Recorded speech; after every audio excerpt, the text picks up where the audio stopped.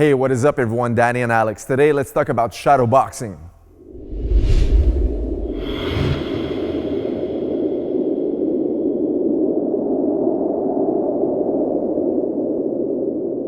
All right, so shadowboxing, is it an important tool, important training method to improve your boxing skills as a boxing practitioner or even fighter?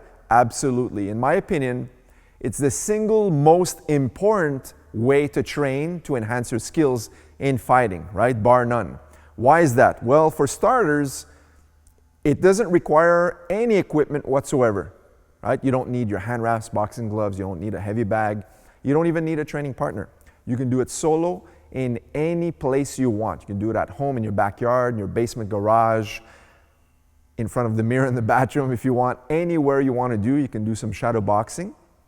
And secondly, I find it's one way that you won't get injured. So for example, if you have sore elbows or there's a period where maybe you hurt your wrist or something like that, by pounding on a heavy bag, you won't be able to do it after you're injured. But shadowboxing, you're not having any impact whatsoever. Plus, if you're training with a training partner who's unskilled, the risk of injuring yourself while holding mitts with someone who holds them incorrectly is lessened because now it's just you and the air. So what is shadowboxing? Well, essentially it's throwing punches in the air, right?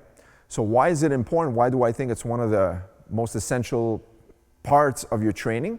Well, I think that shadowboxing is one of those forms where you're going to really improve your technique, right? This is where you work on your own technique. This is where you really enhance that visualization and you're seeing an opponent in front of you as you're going through your techniques, and you can work on your offense, you can work on your defense, really your form and your movement as a whole. Now, it's also a great way to calibrate rhythm and balance. You're not gonna, if you train on the pads or on the heavy bag, sometimes because of the point of impact, if you don't have correct technique and good return, then you might fall off balance, not into your stance, for example.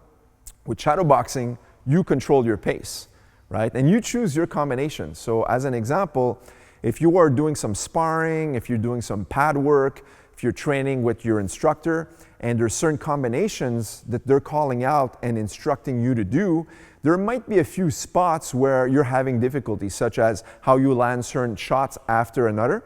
And then you can go back when you do your own shadowboxing and isolate those specific skills or combinations you want to improve that you find you're having a hard time with. So shadowboxing, like I said, is one of the most important ways you can enhance your skills as a combat artist. Now, you can get very combative when you do this because now you're going to get into that mindset, that zone where you really visualize an opponent in front of you and you see some imaginary punches coming back at you so you can work on your head movement, your blocking, your counter punching and whatnot, and how you use your footwork, which is really important.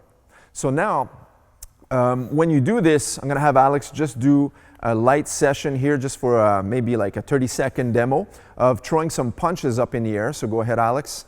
So when we start shadowboxing, we're always visualizing what we're doing. We're not just aerobically throwing punches for the fitness effect, although that is the case when we do train, but as a fighter, we want to visualize we have someone standing in front of us. So what does that entail? Number one, it entails using different tempos into your shadowboxing. When you're going to be in a 3-minute round in a fight, you're not just going to be blasting away, for 180 seconds. There's going to be tempos where you're going to change the rhythm, you're going to go one punch at a time, 2 punches, sometimes blitzing, and you're going to be moving in and out of range when you attack. You're going to be moving yourself away from their attacks, and you're going to be circling around. So go ahead, Alex, start moving around.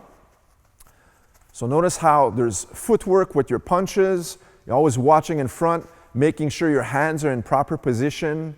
Foot placement is of the utmost importance as well. Always make sure that you're in balance. You'll feel when you fall out of balance if you throw a combination, but that's fine. That's why the exercise is in place, because you can actually teach yourself. You'll feel that, after a certain combination, I get off balance, or when I move to my left or to my right side.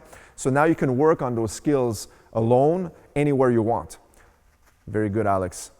So shadowboxing is something that you should do if you want to improve yourself as a practitioner in boxing or any martial art for that matter. And I highly suggest you do this.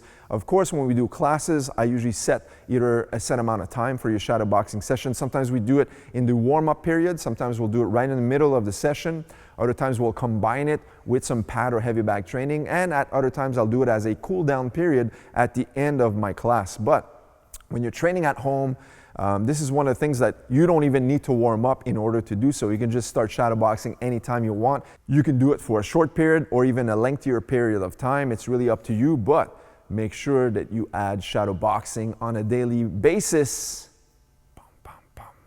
into your routine. All right, guys, so there you have it. Quick tutorial on how to shadowbox and why you should do it. Guys, if you enjoyed this type of content and you like boxing tutorials, make sure to subscribe to this video for more content just like this one. Until next time. See you guys in the next video. Take care.